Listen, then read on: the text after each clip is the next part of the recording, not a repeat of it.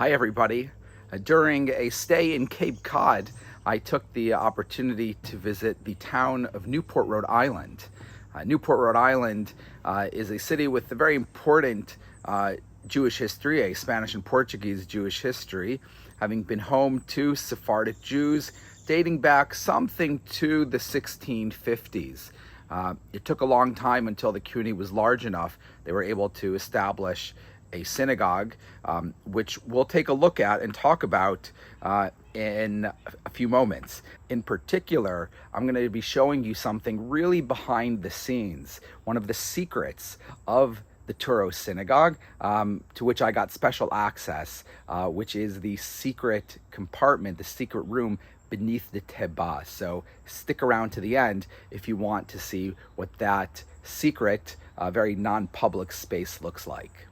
But before we do that, I want to welcome all of you to today's episode. And if you do not yet subscribe to this YouTube channel, please be sure to hit the subscribe button below. The town of Newport was a booming commercial center in the 17th century. It was one of the largest ports in the Americas, certainly in North America. It came in just behind Boston, New York, Philadelphia, and Charleston, and then Newport, Rhode Island. So a very significant place of trade and commerce. That really comes to an end at the times of the American Revolution. The British blockaded the port and caused the economy to end, people to leave. The British controlled the port for several years. And really, even after the Revolution, it never came back to what it was before. And certainly by the early 1800s, it had dwindled quite a lot. For the purpose of historic preservation, it ended up, shall we say, being a blessing, being that Newport wasn't a much trafficked location. So many of its original buildings still remain. And starting something like in the 1950s, there was a restoration that took on, and one can visit walking up and down the streets there, a huge number of buildings from the 18th century. It's really a time capsule almost. In fact, you can see the home of the Hazan of the Touro Synagogue, as it became known, of Jesuit Israel, Isaac Touro, where he lived during the years that he was in Newport, leading up to the Revolution, and then even during the first years of the Revolution under British control. And so it's a wonderful place to visit, a place where you can really kind of imagine colonial American life in the 18th century, and well worth a visit. And I did a walking tour when I was there with the local historic society that really kind of helps one to understand and to see the significant historic places there. And of course, the site that it also walks past is the Touro Synagogue. And it was during my time there that I recorded a video about the Touro Synagogue, which I'm absolutely thrilled to be speaking with you today from the Touro Synagogue in Newport, Rhode Island. The Touro Synagogue was built in 1763, and it is the oldest synagogue in the United States. It was built, of course, as a Spanish and Portuguese synagogue, and it is modeled to an incredible extent on Bevis Synagogue in London, which of course is modeled to a degree on the Esnocha in Amsterdam, which is modeled on the synagogue in Livorno, and so on and so forth. But you really have that sense when you stand in this space of a resonance, of that feeling that you find when you go to the historic Spanish and Portuguese congregations, where there is this ambiance, this atmosphere, this reverence that one feels when being in such a historic space, a place where people have prayed for centuries.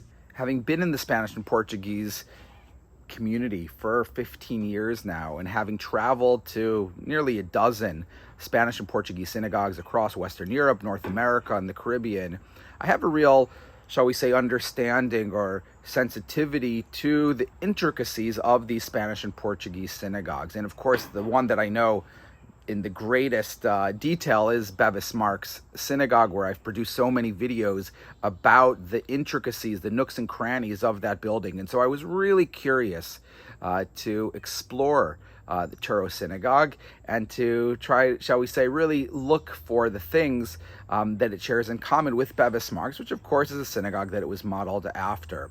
And I noticed quite a lot.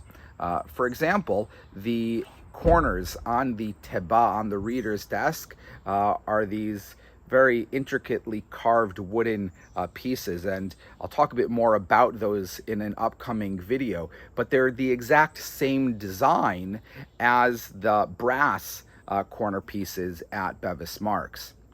You also have gavetas in many of the seats at Newport, at the Touro Synagogue, similar to what you find in the seat boxes, the gavetas in Bevis Marks Synagogue. You also have a hechal, an ark, that has 3 sections to it, 2 side doors, and then 2 central doors. And of course that features in the High Holiday service when we open all of those doors in a particular order, in a particular manner. And it seems that that was maintained at Touro Synagogue to still have those 3 sections to their smaller hechal. One of the other things that is similar is the teba itself, the place of the seating of the minister. And I had the pleasure to sit in my seat, as it were, from Bevis at the Touro Synagogue, where there also is a lovely little podium there for placing one's prayer book on, and to imagine what it would be like to preside, to lead the prayers in this very special historic synagogue. And so there you have several really interesting similarities between the 2 synagogues, and you can really see how it was modeled so closely on Bevis Marks. I'd be remiss if I didn't add some additional parts that connect specifically to the story of Bevis Marks. Of course, when this synagogue was built, this was a British colony. And so there were gifts that were sent from the community in London to help inaugurate, to celebrate the establishment of this synagogue building. And so right behind me, you can see the charity boxes. These tzedakah, these charity boxes, were said to have been a gift from the community in London, as was the clock as well. And here you can see an image of what that clock looks like. For me, coming here to Newport holds a special resonance. 15 years after I first visited here, when I was considering whether I should take a position as a rabbi at She'erith Israel at the Spanish and Portuguese in New York as their educational director. And I wasn't sure, I didn't know exactly what it was, I didn't know what it meant, Spanish and Portuguese. And I came to Newport on a holiday and I visited Touro. And it was really at that moment that it began to click about how significant, how important those stories are, how important the, shall we say, the memory or the continuity of those congregations are to contemporary Jewish life. Because of course, when you look in this space, you feel like you are in colonial America. And yet, the structure is a synagogue. And it is the same, shall we say, internal bones of the synagogue in London, of Bevis Marks, of the synagogue in Amsterdam, of the Isnocha. But of course, the aesthetic in each of those synagogues is completely different from one another. And so Amsterdam feels Dutch.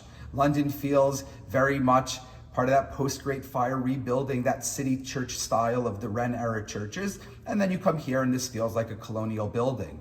And yet, as I said, the core of these synagogues is entirely the same, with the seats facing towards the middle, the teba set towards the back, no curtain on the hechal, very much a Spanish and Portuguese synagogue. And so what you find is these Spanish and Portuguese Jews, wherever they went, they maintained their identities, they maintained their traditions, they maintained their commitment to living as Jews in the way that they understood it to be.